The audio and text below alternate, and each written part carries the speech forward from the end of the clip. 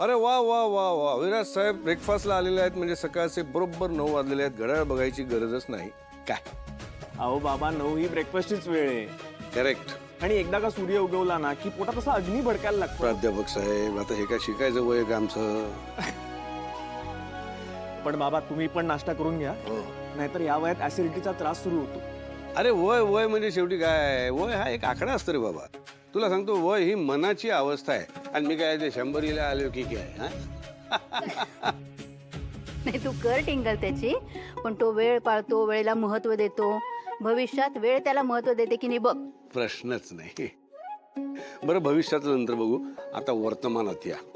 स्वराजच्या लग्नाची सुपारी फोडण्याचा कार्यक्रम उद्या संध्याकाळी 6 वाजता इथे आपल्या घरीच ठेवलेला आहे. तुमचं काय म्हणणं आहे? हो चालेल ना. हा कार्यक्रम झाला की मी सुटले. फक्त स्वराजने ऐन वेळा गोंधळ घातला नाही म्हणजे झालं. मग त्या सदानला तसं कळून टाकतो. हो सांग. हो मलाही काही प्रॉब्लेम नाहीये, मी पण माझी वेळ तशी ऍडजस्ट करून घेतो. थँक्यू. अरे बापरे, मला कॉलेजला लेट होतोय, मी निघतो. अरे दूध. नाही नाही नको नको, खरंच नको. हळू हळू हळू. हळू.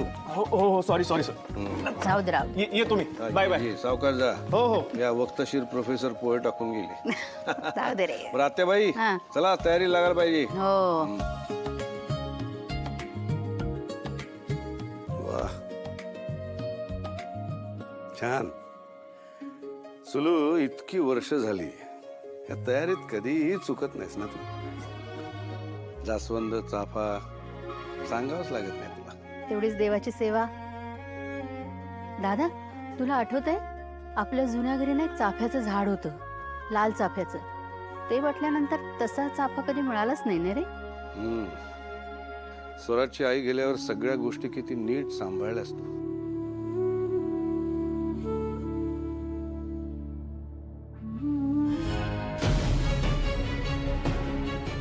थांब तू जरा, एक शब्दही बोलू नकोस. हो, थांबा.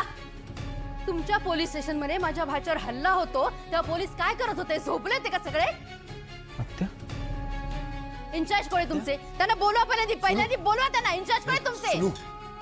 सुनू जरा शांत हो.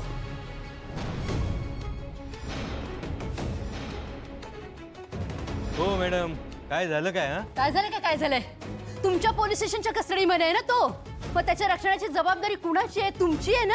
मग रात्री त्याच्यावर हल्ला होतो याची जबाबदारी कुणी घ्यायची? ए सुनू, हे बघा मॅडम, तुम्ही जरा शांत व्हा. आपण माझ्या केबिन मध्ये जाऊन बोलूया का? एक मिनिट, तुमच्या केबिन मध्ये बसून बोलायला आलेले नाहीये मी. मला माझ्या सगळ्या प्रश्नांची उत्तर हवीत. त्याला तुमच्यावरती सोपवलं याचा अर्थ त्याला सोडून दिला असा होत नाहीये. त्याच्या केसाला जरी धक्का लागला ना तर एकेकाला सोडणार नाहीये मी. अहो मॅडम, हे बघा, प्रकरणाची चौकशी सुरू आहे आणि दीपही आता सुरक्षित आहे. अहो आम्ही त्याची काळजी घेतो आहोत. काळजी घेताय तुम्ही? ही अशी काळजी घेताय? बघते ना मी कशी काळजी घेताय. एक माणूस तुमच्या पोलीस स्टेशन मध्ये घुसतो, त्याच्या कोठडीमध्ये जातो आणि त्याला मारतो आणि पळून जातो. तुम्हाला पकडता येत नाही. पळून कसा जातो तो माणूस? कसा पकडता येत नाही? बघा मॅडम, म्हणजे आम्ही त्याला पकडण्याचा पूर्ण प्रयत्न केला, पण ते अंधाराचा फायदा घेऊन पळून गेला. पाकिटवर होता तो, आमच्या कस्टडीमध्ये होता आणि तो असं काही करेल असं आम्हाला नाही वाटलं. नाही नाही, तुमच्या वाटण्या न वाटण्यावर गायकवाड घराण्याचं भवितव्य अवलंबून ठेवू शकतच नाही मी. एक मिनिट. का या कटामध्ये तुम्हीच सामील होता सगळेजण? पैसे घेतलेत का? लाच घेतलीत का? किती घेतलीत लाच?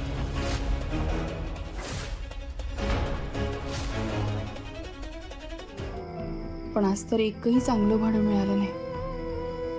खिशात फक्त 50 रुपये आहेत माझ्या.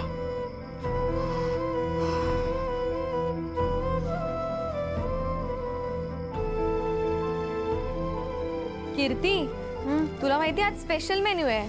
घडीच्या पोळ्या आणि चवळीची उसळ. आणि हा सगळा स्वयंपाक कुणाच्या आवडीचा आहे माहिती ना तुला प्रीतीताई? हो माहिती आहे, आईच्या लाडक्या लेकीसाठी. अगं माझ्या आवडीचं या घरात काही कधी बनणार आहे की नाही देवाच ठाऊक. छे ग, आपण आईच्या लाडक्या लेकी आहोत का आपल्यासाठी काहीतरी स्पेशल बनायला? देवा, कधीतरी आमच्या आवडीचं पण बनून या घरात. बास झालं बरं का आता.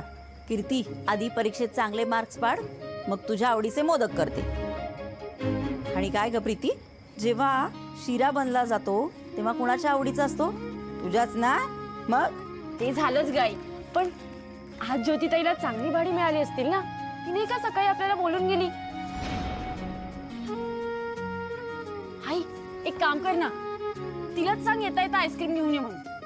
हा मला बटरस्कॉच. तू काय खाणार? नाही आईस्क्रीम वगैरे काही नाही. हा दमून भागून आली असेल, तिला आधी येऊ दे. अगं येता येता आणेल ना ती. एक तू तिला कॉल कर. तू काय खाणार? नाही अजिबात कॉल नाही. करते तुला. अरे यार, नेमकं आजच माझ्यासोबत असं व्हायचं होतं. आज बऱ्याच दिवसांनी घरात उत्साहाचं खेळीमेळीचं वातावरण आहे. सगळेजण आनंदात आहेत, हसतायत. आता जर माझ्याकडे पैसे असते तर मी आत्ताच जाऊन आईस्क्रीम घेऊन आले असते. असो, आईस्क्रीम नाही तर नाही, पण निदान त्यांचा हा आनंद तरी मी कमी करायला नको. आता मी माझं दुःख घेऊन आत नाही जाऊ शकत. त्यांना काय वाटेल? नाही, बाहेर काहीही होऊ दे, पण त्याची झळ मी माझ्या आईला आणि बहिणींना अजिबात लागू देणार नाही. बाहेरच्या जगातला माझा संघर्ष, माझं दुःख सगळं सगळं रिक्षेबरोबर या उंबऱ्याच्या बाहेरच सोडावं लागणार. काय काय काय गप्पा चालल्यात माझ्या मागे? तुझ्याबद्दलच बोलत होतो. आणि ज्योतिताई, आज स्वयंपाक पण तुझ्याच आवडीचा बनलाय बरं का. अरे वा, घडीच्या पोळ्या आणि चवळीची उसळ. या मस्त.